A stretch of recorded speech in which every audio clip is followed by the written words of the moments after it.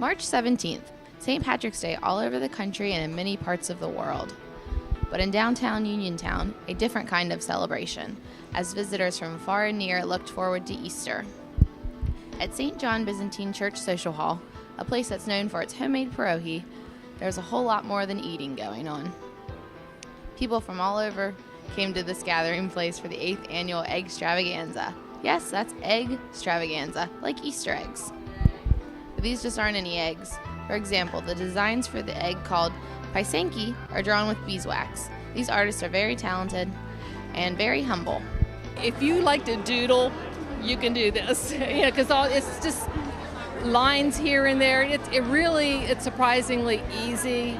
Giving decorated eggs has been tradition in the old world for many years.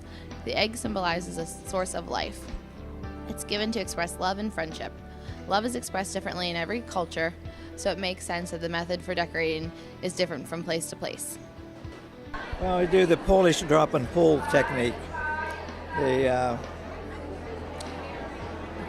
a traditional way of doing it. You use a high-tech tool, and you just you drop it and pull it. Now that was the old traditional way. Now I've gone a step further and I started coloring the wax and layering it on top, which gives it a three-dimensional look. Not every tool is so high-tech. One example of a more simple tool, a necktie.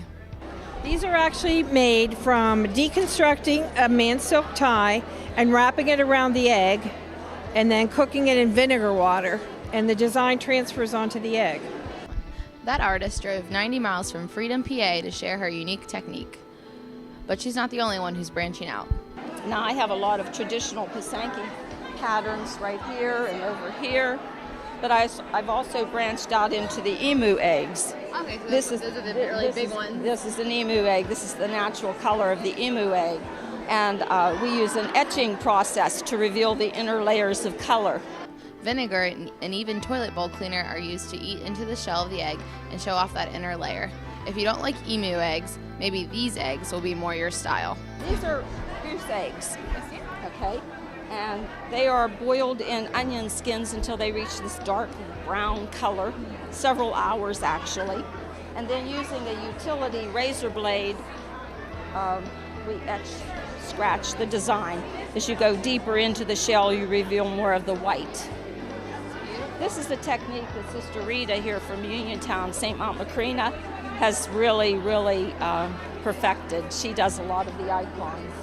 These eggs are beautiful to behold, but if you guess that there's a lot of meaning beneath the surface, you'd be correct. This one is actually divided into 3 sections instead of 4 or 8, which is symbolic of the Trinity. You don't have to understand all the symbolism to have fun at the Eggstravaganza. Just ask this little one who is designing an incredible edible egg. Speaking of eating, I met up with Going Live host Matthew Dowling for some of St. John's famous pierogi. They are also serving up pierogi pizza, halushki, and puguch pockets. From the pierogi makers to the egg artists to the people behind the scenes, it's a true team effort. There's a person who sets up the tables and arranges that, and a group who takes care of what foods and so forth. So it's not just one person, but it's a lot of people's efforts. And thanks to the efforts of these good people, the Eggstravaganza continues to grow. It's gaining popularity, but people who have come every year said, wow, this is the biggest crowd ever. So that's a good thing. I know as far as selling the supplies, there's so much interest. People are really buying them, and they're getting the opportunity to try to make the pisanki eggs, and then they're real excited, and they come over here and purchase the materials needed. If you missed it this year, you'll want to mark your calendars for the 9th annual Eggstravaganza, April 6, 2014. For Going Live with FCTV, this is Tillie Lee. May you find some pisanki in your Easter basket and some pierogi on your dinner table.